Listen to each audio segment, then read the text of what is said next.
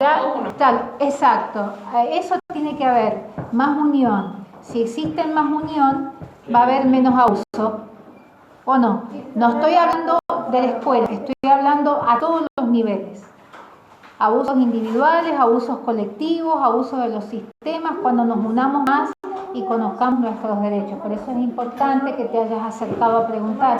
Por eso es importante esto último que vamos a ver ahora. ¿Qué pasa en 1949? Ustedes saben que hay una fórmula que se inicia en 1943, que es la fórmula Perón-Quijano, ¿sí? Hasta la Revolución Libertadora del 55, porque ahí Perón va a tener dos gobiernos. En realidad termina en el 49 y comienza otro periodo para Juan Domingo Perón, pero en el 55 se interrumpe el gobierno constitucional en Argentina y viene el golpe de Estado y la Revolución Libertadora, que derroca a Perón y abroga o deja sin efecto la Constitución del 49 que dicta Perón. Esta Constitución del 49 va a estar íntimamente vinculada con los movimientos revolucionarios que van a hacer emerger a una clase muy particular, que va a ser la clase trabajadora, que va a estar completamente rezagada y explotada en la década infame, en esta década de Juárez Selman, en esta década de Roca, de Avellaneda, etc. Va a ser la década en la que los derechos de los trabajadores, en realidad, para ser honestos, no estaban perfectamente regulados. Quizás hubieron buenas intenciones, pero no había una jornada laboral limitada, no podíamos hablar de derechos de trabajadores. Entonces, cuando viene de los derechos de la segunda generación, que vienen de la mano del constitucionalismo social, que son los derechos económicos, sociales y culturales, viene esta revolución en cuanto a la clase trabajadora, que fue que Perón aprovecha políticamente, me parece muy bien, y dicta esta constitución. Pero cuando viene la Revolución Libertadora, que derroca al gobierno, obviamente quedan suspendidas todas las atribuciones del Congreso Nacional, como ocurre en estos casos. En 1930 también Argentina sufre otro golpe de Estado, ustedes saben, o más o menos lo tienen en cuenta, y ¿qué ocurre? Que cuando se restablece el orden constitucional, en 1957 se agregan todos estos derechos fundamentales al artículo 14 y nace un apéndice que es el artículo 14 bis, a donde vamos a tener los derechos fundamentales de los trabajadores, ¿verdad? Sobre los cuales se va a tener que erigir o va a tener su sustancia o su contenido las normas de fondo que van a regir toda la materia laboral, ley de contrato de trabajo y sus modificatorias y aún la reforma laboral, ¿no? Entonces, ahí tenemos otra reforma donde se añade el artículo 14 bis con estos derechos sociales también a los gremios, a los sindicatos, que van a representar actividades productivas más representativas del país, económicas, y bueno, ustedes ya saben, todo el resto de la historia lo hemos vivido y lo conocemos. Y la última reforma que va a sufrir la Constitución Nacional, a modo de preguntarle a la gente por el sí o por el no, esto lo viví, no me lo contó nadie, ni lo estudié, ni lo saqué de un libro de historia, ni lo saqué de Google, en internet, lo viví. En 1994, conjuntamente con la renovación de las autoridades, en ese momento se le pidió a la gente que se expidiera si quería la reforma constitucional o no. Triunfa el sí y se reforma la Constitución en 1994, agregando los derechos a la tercera generación, que va a ser el defensor del pueblo, que va a ser la consulta popular, tan olvidada, ¿no? Que va a ser el habeas data como una suerte de amparo a los derechos informáticos y que ahora está tan en boga, ¿verdad? Por la imagen de la persona, ¿no? Y otros derechos más que van a aparecer y que van a ser de la tercera generación. Ahora tenemos que dejarle de alguna manera el campo abierto para una próxima reforma, pero una reforma obviamente bien hecha y bien consensuada. Cuando digo la palabra bien consensuada, me refiero a que todos los sectores participen, no que participe un círculo cerradito como se acostumbra, ¿no? Donde siempre son los mismos los que opinan y siempre son los mismos los que dicen lo que hay que reformar. Y nosotros no estamos ni enterados. Entonces ahora, con el auge de las redes sociales, va a ser un poquito difícil, ¿no? Me parece que no nos metamos, o que el pueblo o que la ciudadanía no opine nada, o su opinión no tenga ninguna sustancia. Yo creo que sí. O sea, me quiero imaginar que sí, que esté consensuado. Cuando algo está consensuado es porque todas las partes que están involucradas están de acuerdo o de alguna manera se les ha preguntado o se les ha dado una participación. Y no que todo se reduce a un círculo de intelectuales donde hablan chino básico para la gente normal, ¿verdad? Que no pasó por una facultad y no tiene nada que ver esto con que la persona sea capaz o no, porque conozco gente que es profesional pero que es completamente o absolutamente casi diría incapaz para poder llevar adelante su propia vida, y otra persona que a lo mejor no pasó por la universidad, pues sí, sabe, ¿no? Se sabe manejar. Pero esto dejémoslo a un costado porque tiene que ver con crecimiento personal y bueno, me demoraría mucho en hablar del tema. Lo que importa acá es que se produce esta reforma, que estas son todas las reformas que tenemos, y que bueno, que la próxima tenga la buena noticia de que todos los sectores van a participar y que no van a ser 2 o 3 nomás intelectuales que van a decir cómo se va a reformar y nosotros vamos a ir como tontos y vamos a poner sí, que se reforme. Porque total, como no entendemos nada, ¿verdad? Y no sabemos tampoco los derechos que tenemos o no los conocemos muy bien, entonces vamos para adelante y seguimos con esta misma historia. Entonces tratemos en lo posible. Yo como docente, por decirlo de alguna manera, estoy aportando lo mío para que, digamos, los alumnos conozcan y sepan en primer lugar que tienen derechos, que tienen garantías. No solamente tienen obligaciones de pagar impuestos y de pagar las cosas 3 veces cara y tal, ¿no? No solamente hay obligación cuando llaman esos estudios jurídicos extrajudiciales y le hacen llamadas a la familia, mandan correos electrónicos, mandan WhatsApp, ¿no? La cultura del apriete. Si no me pagas lo que me debes, te mando los oficiales de justicia a tu casa. Ese cuentito que ya no se lo cree nadie, bueno, pues también, además de difundir esta obligación de pagar las deudas, ¿verdad?, de cumplir con las cargas, también difundamos la idea o la realidad, más bien diría, de que todos somos portadores de derechos que son inmanentes y que son fundamentales por ser persona, no por llamarnos fulano de tal, sino porque somos seres humanos. No importa acá el género. Tampoco me quiero embanderar en otras cosas, pero quiero decir, el ser humano como tal. Bueno, sonó muy filosófico. Terminando con esto de las reformas y esto que hice, ¿no?, para que ustedes se ubicaran un poco, vamos a ir ahora sí a las partes de la Constitución. La Constitución la vimos en un sentido formal y en un sentido material. En un sentido formal dijimos que era el documento legal supremo, ¿verdad? Y desde un punto de vista material nos referíamos a los contenidos un poco, ¿no? Porque acá nos dice que está constituida por preceptos que regulan la creación de normas, cómo hacer el procedimiento de creación de las normas, que ustedes saben que interviene tanto el Poder Legislativo como el Poder Ejecutivo en la promulgación, ¿verdad?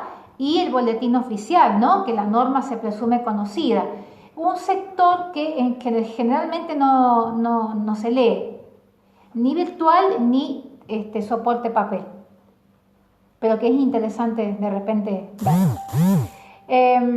Especialmente la creación de normas generales que van a abarcar a todos los ciudadanos y que no va a hacer distinciones, y cuáles son los órganos superiores del Estado que van a encargarse de dictar estas normas y de alguna manera hacerlas operativas, ¿no?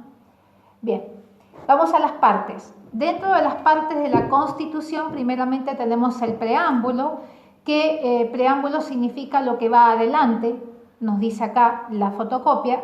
Vuelvo a pedirles disculpas por el tema de las fotocopias, pero bueno, yo ya hice lo que pude. Ahora, en cuanto estén las fotocopias en la caja de gestor, pues el próximo lunes espero que estén. Yo pienso que sí van a estar y así van a tener el material para, ¿no?, ir siguiéndome a mí también en lo que estoy diciendo. Bueno, etimológicamente preámbulo significa lo que va adelante, ¿no?, lo previo, y es la primera parte de la norma fundamental. Y en el preámbulo, que algunos se lo sabrán de memoria, supongo, chicos, o no, pero sabrán porque lo hemos visto en diferentes niveles de educación que hemos tenido. Bueno, que empiezan, ¿no?, los representantes de la Nación Argentina reunidos en Congreso General Constituyente y por voluntad y elección de las provincias que lo conforman, y en virtud de los pactos preexistentes nos reunimos y creamos esta Constitución para lograr 2 puntos. Ajá. Eso lo tienen en internet, lo tienen en la Constitución, lo pueden leer. Y ahí ustedes van a tener, o va a estar concentrado en este preámbulo, todos estos principios y estos hitos fundamentales, y aparte, hechos de la historia que he nombrado muy abreviadamente, que generaron la creación de esta norma fundamental. Motivos que llevaron al dictado de la Constitución, antecedentes legislativos que les voy diciendo, el Pacto Federal es uno de ellos, ¿sí? Y los objetivos, invocando la protección divina. En el preámbulo se concentra el espíritu de la Constitución Nacional. Invocando la protección divina porque ustedes saben que la religión oficial del Estado sostenida es católica, apostólica y romana, y que cada uno de esos 3 términos tiene un significado. Para quien quiera saberlo, después me lo preguntan, no hay problema. Y esto viene de Constantino. Y esto viene del derecho romano. Pero bueno, no me quiero ir en la historia porque bueno, no termino nunca.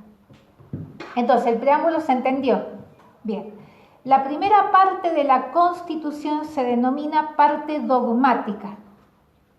Esta parte dogmática va a constituir una serie de ¿qué? De principios, de derechos y de garantías que van a ser la columna vertebral, de los derechos fundamentales, garantías y deberes que vamos a tener todos los ciudadanos en términos generales.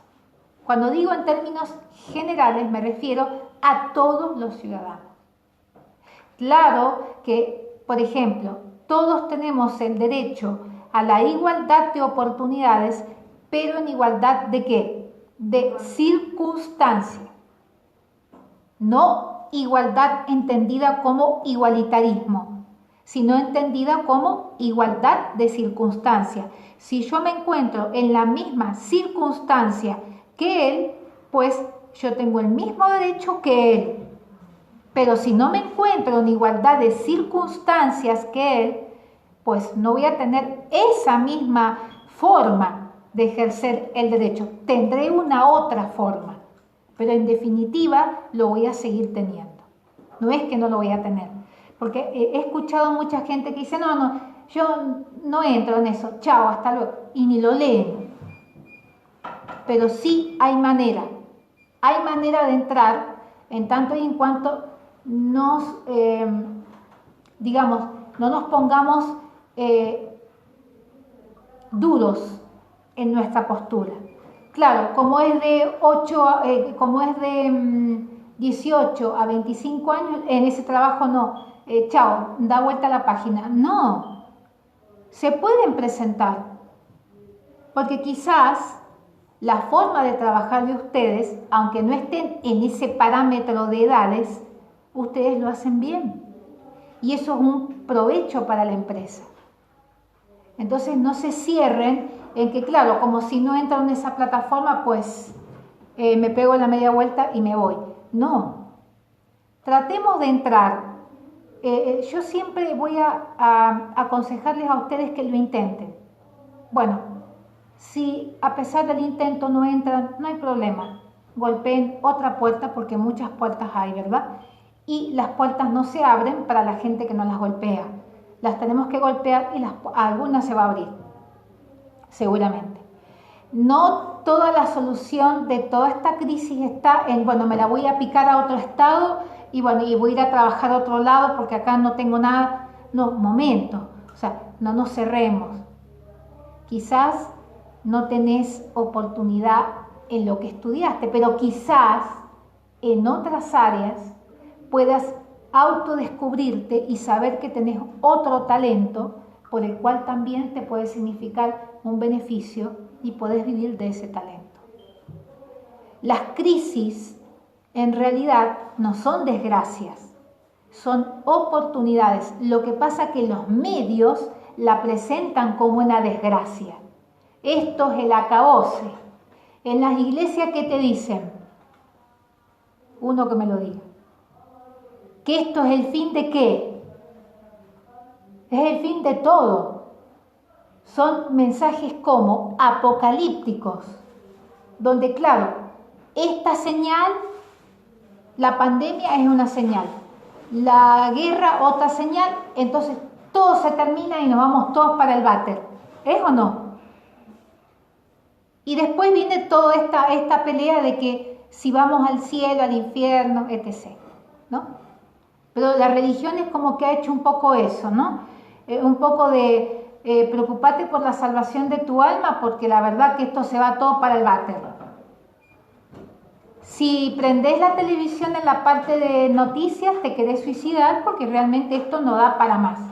¿Sí o no? Ríanse, chicos, a mí me gusta que se rían. No interpreto que se ríen de mí, para nada. Interpreto que, bueno, estoy tratando de ser empática y que ustedes no se asusten. Porque justamente cuando infundimos un terrorismo ideológico, es una manera también de manipular a la gente, metiéndoles un terror. Si no haces esto, te va a pasar esto.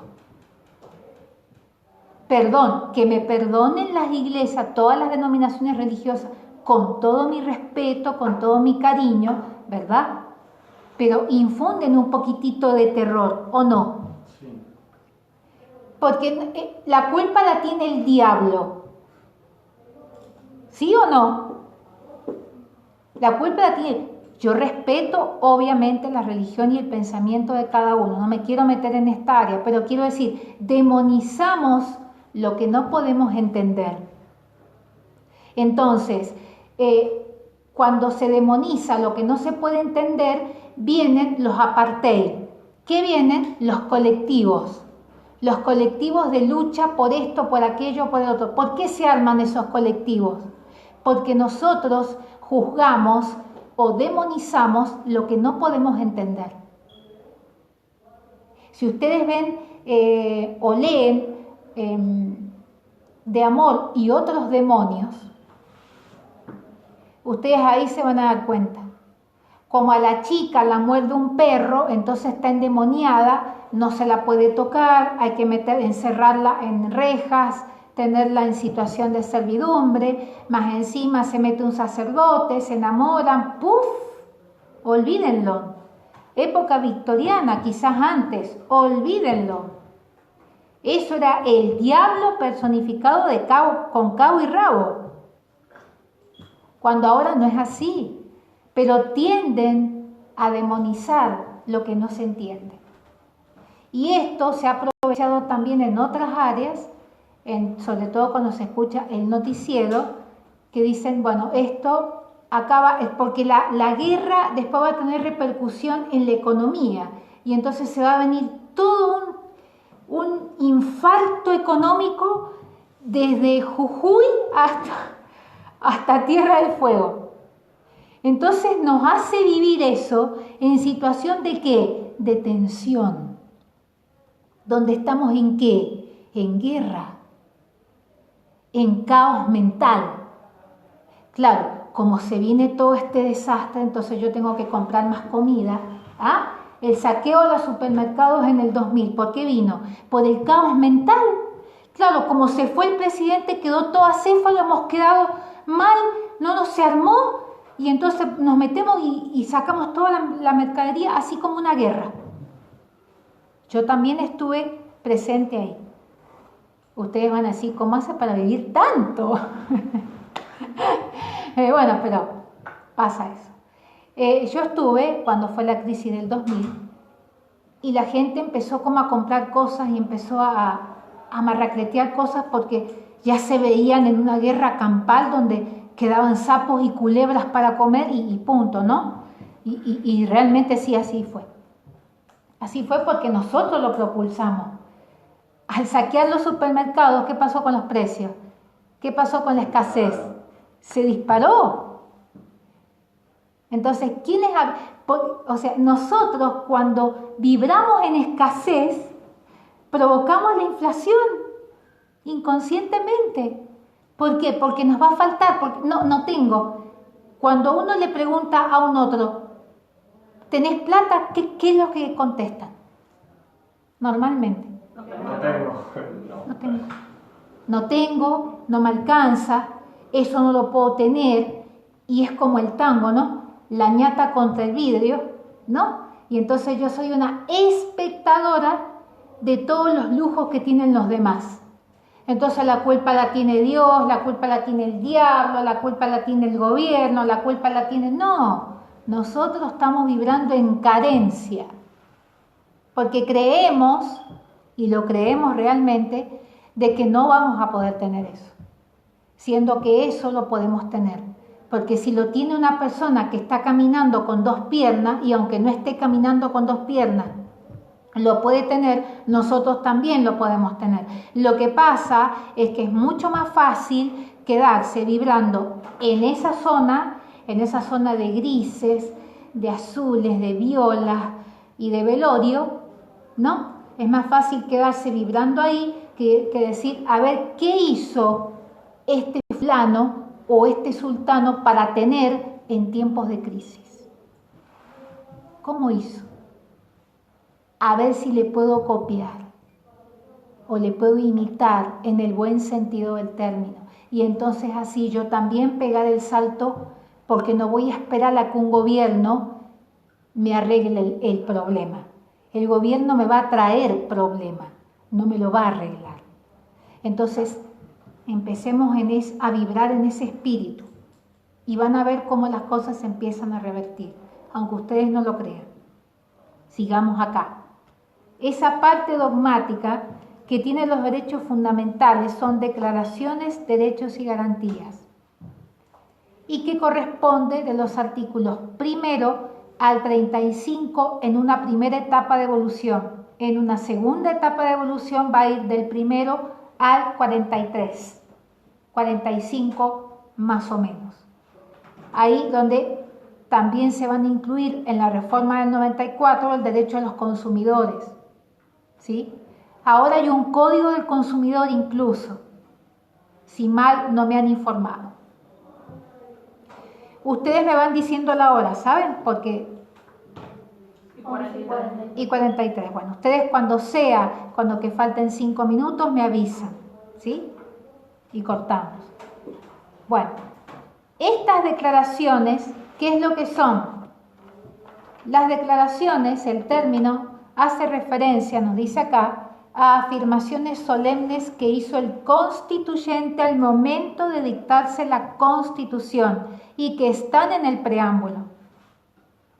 Así que ahí no hace falta como mucho explicar, ¿no?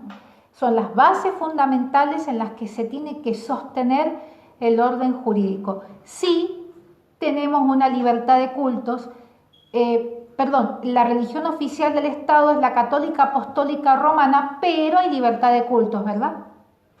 Entonces ahí hay una flexibilización de la norma que originariamente planteó la Constitución del 53. Hay una flexibilización, porque hay gente que cree en el chamanismo, gente que cree en el Umbanda, Quimbanda, Candomblé, que cree en las curas de... En fin, hay de todo, ¿no? ¿Verdad? Es una ensalada rusa. Hay de todo. Perfectamente respetable, ¿sí? Si no me identifico con un colectivo religioso, si la persona no se identifica con un colectivo religioso, pues no critique. No se meta. Listo. No sé si fui clara. O sea, quiero decir, sí, yo, o sea, en mi caso acabo de criticar el tema del diablo, digamos, de demonizar todo aquello que no tiene una explicación lógica. Porque el cerebro necesita una explicación ¿cómo? Lógica. Y como no tenemos esa explicación lógica de por qué eso ocurre, o no tenemos una explicación espiritual, lo metemos al diablo. No es que estoy defendiéndolo, pero quiero decir, ¿no?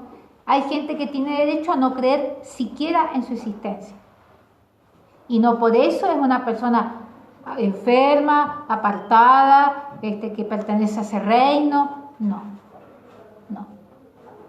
Estamos en el siglo XXI. No estamos en la época victoriana, estamos en el siglo XXI. ¿Por qué lo digo? Porque he escuchado gente así, que dice, no, una unión de una chica de 23 años con un hombre de 50, eso no lo aceptamos. Eso es lo más peor que hemos visto nosotros. ¿What? Una chica de 23, en mi época, era una cosa.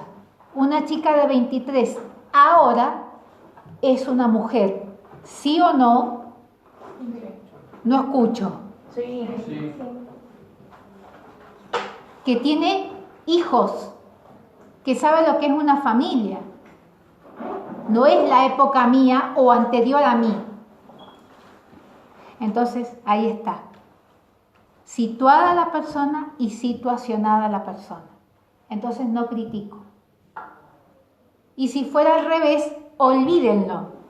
Porque si en esta sociedad una persona, que fuera al revés, la mujer tuviera 50 y el hombre tuviera 23, tómate el primer avión porque sos una vieja y no voy a decir lo que sigue.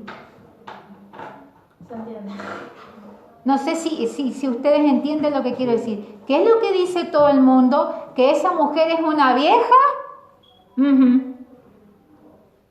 Sin entender que las relaciones no se eligen. Es más, se encuentran las personas y las relaciones se construyen. No nacen como en una película de Disney o una película de Hollywood, donde se encontraron en un café y entonces se vio él tan lindo, ¿no? Y se vio ella tan bien pintada, y entonces la pareja perfecta y el vestido de novia. No es así.